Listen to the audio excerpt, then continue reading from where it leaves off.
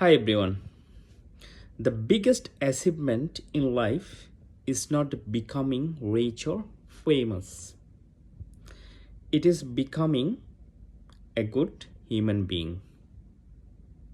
সেন্টেন্সটার মানে হচ্ছে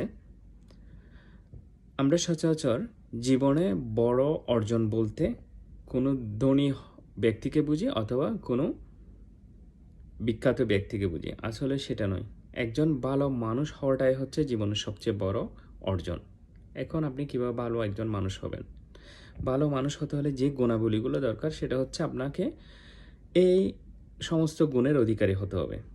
প্রথমে আপনি কাউকে কখনো কষ্ট দিতে পারবেন না বিনা কারণে।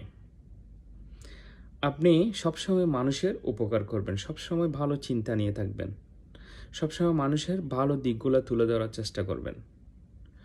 সকল কাজে আল্লাহ এবং রাসূলের নির্দেশ অনুসারে আপনি নিজেকে পরিচালিত করার চেষ্টা করবেন এবং সবসময় পরের ক্ষতি করা থেকে নিজেকে বিরত রাখবেন। এই সমস্ত গুণাবলীগুলো যদি আপনি অর্জন করতে পারেন, আরেকটা গুরুত্বপূর্ণ বিষয় সেটা হচ্ছে ভালো ব্যবহারের অধিকারী হতে হবে।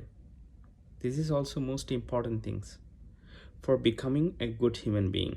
এই সমস্ত গুণাবলীগুলো যদি আপনি অর্জন করতে পারেন তাহলে আপনি একজন সফল এবং